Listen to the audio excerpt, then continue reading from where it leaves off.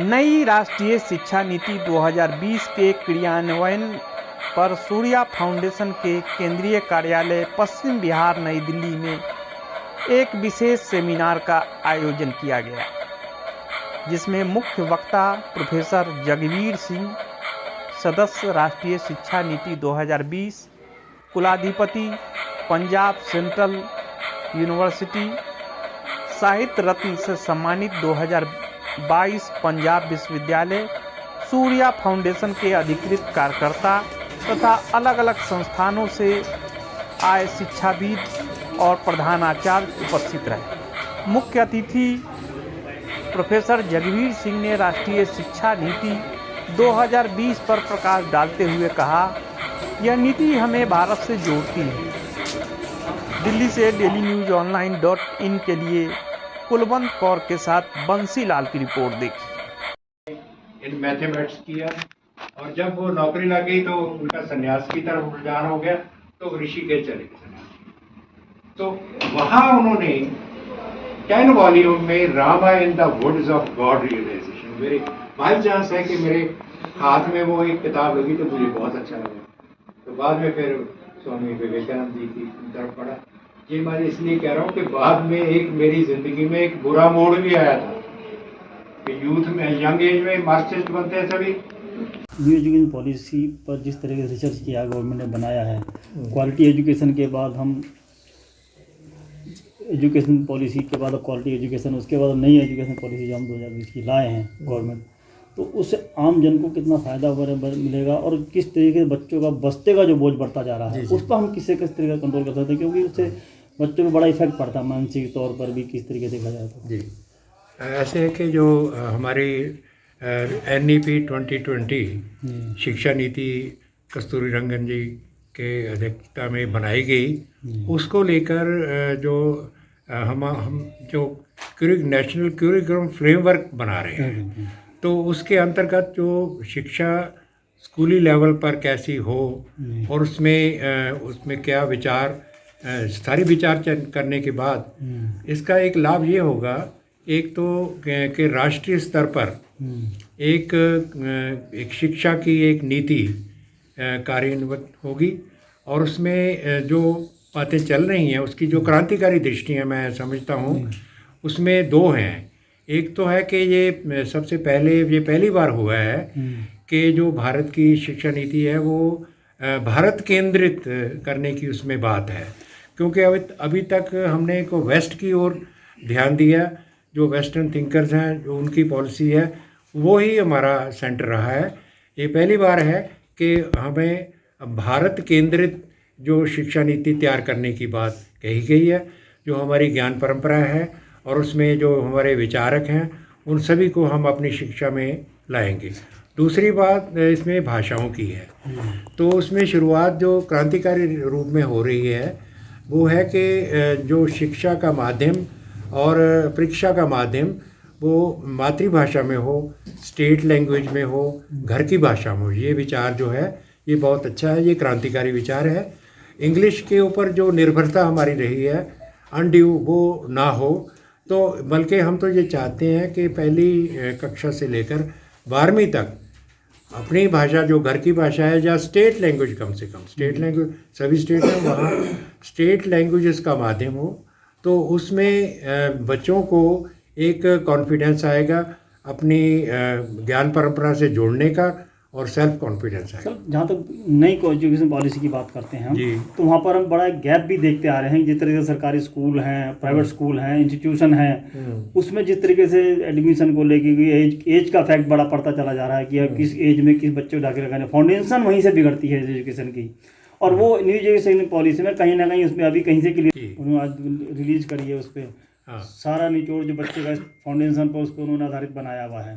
तो कैसा देखते हैं उस तक का कितना बेनिफिट बच्चों को मिल पाएगा, क्या उनका एक रोल रहता है? ये मुझे बहुत बेहद खुशी हुई है कि जब मैं इस संस्था के बारे में मैंने सुना है, इनके सारे प्रोग्राम के बारे में पूरी तरह मैंने जानकारी ली, तो मुझे लगा कि ये जो सूर्य फाउंडेशन भी वही काम कर रही है जो हमारे एजुकेशन मिनिस्ट्री की ओर से हमें सौंपा गया है। तो माननीय जो कस्तूरी रंगन जी और हमारी जो टीम है उसमें जो काम करने वाली, तो मुझे लगा कि सूर्य फाउंडेशन वालों ने जो पुस्तकें तैयार की हैं वो उसी तरह का एक एजुकेशन का जो थिंक टैंक है, उन्होंने मुझे बताया कि हमारी संस्था के पास भी एक विद्वानों का एक थिंक टैंक है जिन्होंने पूरी मेहनत के साथ एक कुछ पाठ्य पुस्तकें तैयार की हैं।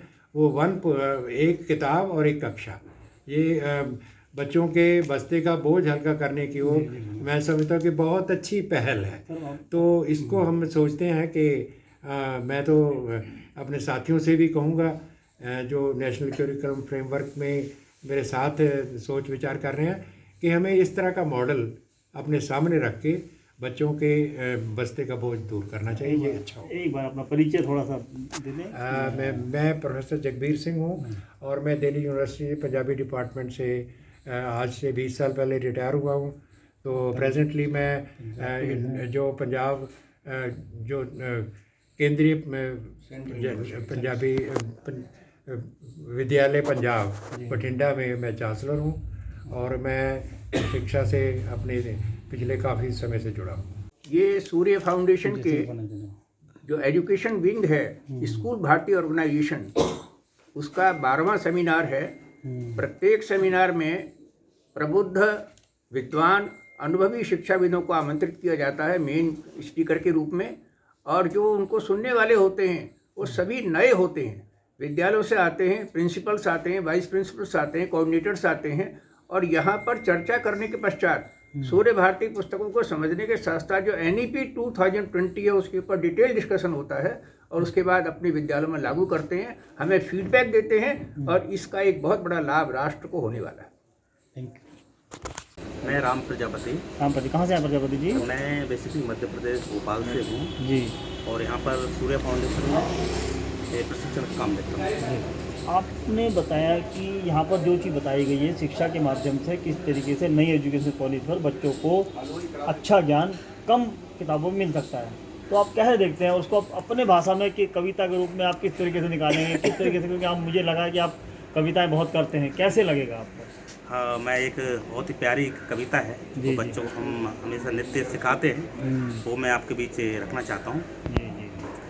सच्चा वीर बना दे माँ, सच्चा वीर बना दे माँ, सच्चा वीर बना दे माँ, सच्चा वीर बना दे माँ।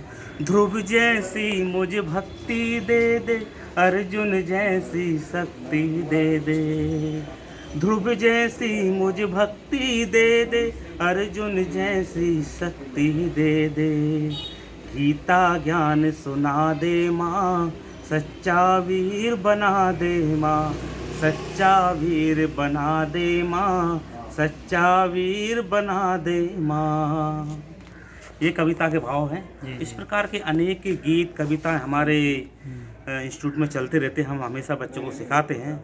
यही बच्चों पर किस तरीके का प्रभाव पड़ता है आपकी कविताओं पर का असर बच्चों के जीवन कम पर? शब्दों में, कम शब्दों में खेल के माध्यम से, गीतों के माध्यम से, कविताओं के माध्यम, कम शब्दों में हम बच्चों को जो बात पहुंचाना चाहते हैं वो आसानी से पहुंचा सकते हैं।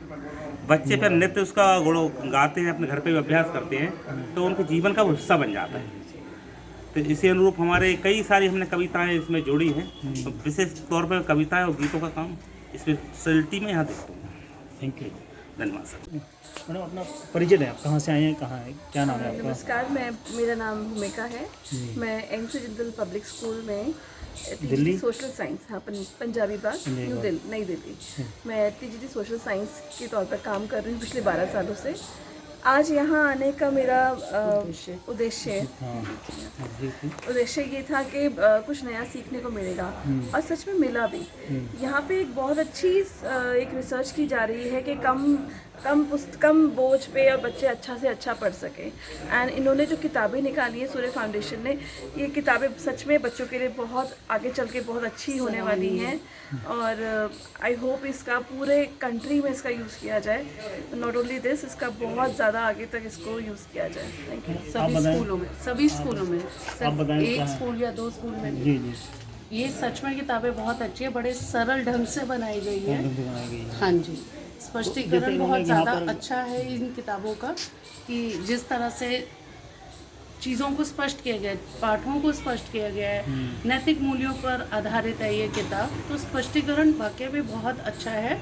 तो उम्मीद है कि ये सिर्फ एक स्कूल या एक राज्य में ना लगे, ये सभी पूरे देश में इस किताबों का प्रयोग किया जाए। जिस तरीके से प्राइवेट स्कूलों को अभी हाई कोर्ट ने भी कहा है कि ये कमाई का साधन नहीं होना चाहिए, ये सिर्फ एक एजुकेशन देने का मतलब होना चाहिए लोगों को न्याय तो उसमें के ये साथ करना पूर्ण है। आती है, क्योंकि अब संपूर्ण यहाँ है। पे ये जिस किताब तरीके अपने आप का में उनका पूर्ण है। बेनिफिट बहुत ज़्यादा होता है हाँ बिल्कुल, प्राइवेट। कि ये एक किताब में सभी विषयों के बारे में जिस तरह से बताया गया है, तो प्राइमरी लेवल पे ये बच्चों के लिए बहुत ही अच्छी किताब साबित होगी। आप कहाँ से आए हैं? मैं भी NC Jindal public school Punjab.